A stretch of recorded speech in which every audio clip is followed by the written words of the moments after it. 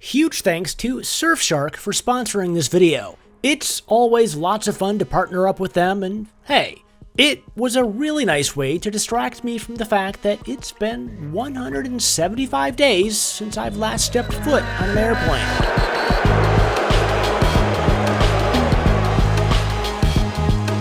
So, I went on a little road trip last week. San Diego to Phoenix and back, all in one day. 738.1 miles total, 12 and a half hours in the car, all by myself, with nothing but my own thoughts to keep me company. I did a lot of thinking that day. Things like 2020 being the single weirdest year of my life, the possibility of my car breaking down in the middle of the desert, dying of heat stroke, and whether or not I had enough clean underwear to last the week if I somehow managed to survive the drive. I also thought a lot about airplane stuff. More specifically, how things have drastically changed this year and what the future holds for the entire air travel industry. There are so many unknowns at this point, and I'm dedicating this entire video to one of the biggest question marks in the industry right now, the Boeing 797.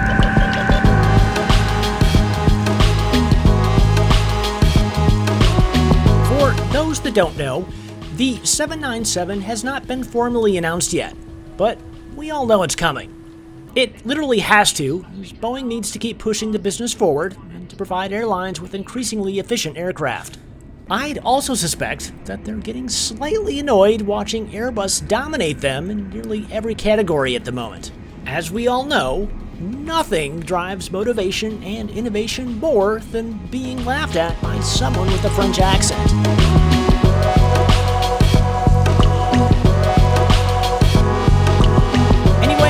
Prior to January 2020, Boeing's plan for the 797 was to be a 757/767 sized aircraft situated in their lineup smack dab between the 737 and 787. Airlines all over the world had a definite need for a 757 sized aircraft option, as the Airbus A321 has proved, and it was all going great until, well, pandemic. Now, at the time of this video, that need has evaporated, and the 797 program has been paused. Not only that, Boeing has stated that they will be starting over from scratch once the project is greenlit again. So, the question is, what purpose is the 797 likely to serve? More specifically, what will it actually look like? Because I can draw better than I can play Aerospace CEO, let's jump into Adobe Illustrator and create a mock-up of what the new design could look like. Oh, and if anyone at Boeing is watching, and you like what you see, I totally don't mind if you steal my design, just as long as SANspotter Air gets first dibs, and 80% off the first batch of 797s, of course.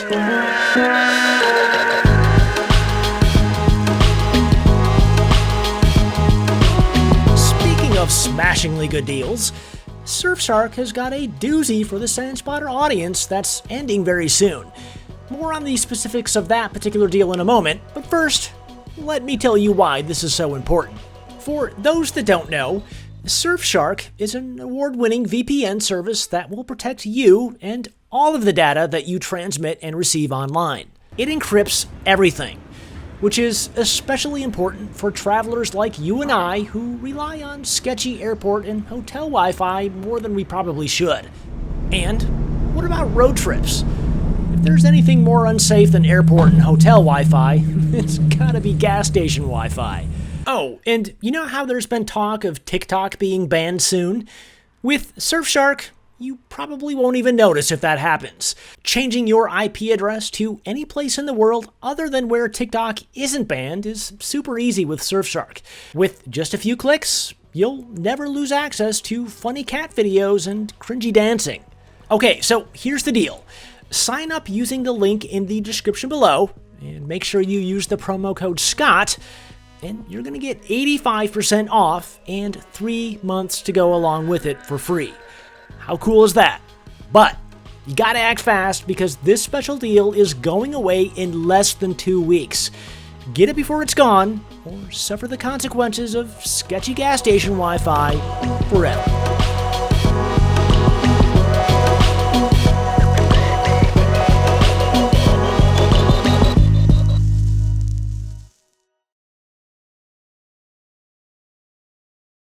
In my opinion, the 797 needs to be the 737 replacement, and not a medium-sized aircraft that is just slightly smaller than the 787. After all, the 737 is over 60 years old at this point, and Boeing has pretty much done all they can with it. 737-sized aircraft are and will continue to be the best-selling segment in commercial aviation. Time spent dinking around with anything else is stupid. Almost as stupid as driving across the desert all day with only one small container of water. Don't ask me how I know this. Anyway, that's not to say that the 797 couldn't be modular in nature to fit a wide variety of uses. What if the 797 was designed to fill the role of both the 737 and the 757? Do we really need two different aircraft types to do this? Boeing has already started down this path by offering so many variants of the 737, and now there seems to be a variant for nearly any situation.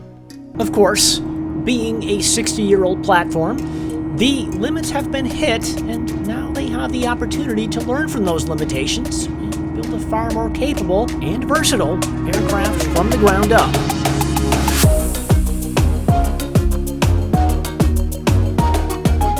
If I were a betting man, and I must be considering that I chose to drive across the desert in the middle of the summer, I'm willing to bet that the design of the Boeing 797 will be based on the existing 787. I'd suspect that the fuselage will be taken directly from the 787 platform, from nose to tail, with few modifications other than scale. And again, to any Boeing executives watching, please feel free to pause the video and take notes. Together, we can make this happen. As far as the wings go, I'd also suspect that it's going to be based around the 787 design as well. However, there will be less of a need for overall surface area and rake, which will give it a slightly different appearance. This means overall less wing flex while in flight, and wait, is SANspotter actually attempting to talk intelligently about aerospace aerodynamics? I gotta wonder if Rory from the Trips with Rory YouTube channel knows anything about this stuff. If not, maybe my buddy Kaz from the Dr. AV Geek channel can fill us in. I don't know.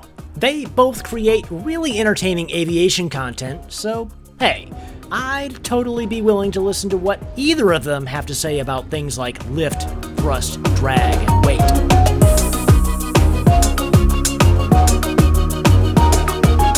If you made it this far in the video, I suspect that you're just a bit miffed that what I'm proposing for the 797 is yet another twin-engine design that looks a lot like every other aircraft flying around at the moment. Trust me, as much as I'd love to see something wildly different, Boeing needs to hit a home run with the 797. That being said, let's take a look at some of the other little details which might make the 797 unique. The vertical stabilizer will very likely be a different design than what is on the 787, since it won't need to do as much for the smaller 797 platform. It's likely to be shorter, feature a smaller rudder, and yeah, I'm totally pulling ideas out of my rear end here. Pretending to sound like you know what you're talking about, when you really don't, is one of the first signs of heat stroke, you know. Anyway, continuing on making wild and crazy guesses is the fact that the landing gear will be relatively tall to allow for a variety of engine types. This is one of the main problems with the 737, and it's not hard to imagine that Boeing hasn't learned a thing or two from that mistake. And speaking of engines, my only prediction here is that they will be relatively simple in design and not feature the iconic angular chevrons featured on the 787. It's just a hunch, considering that the main purpose of those things is noise reduction, and smaller 797 engines, whatever they end up being, will likely be very quiet anyway.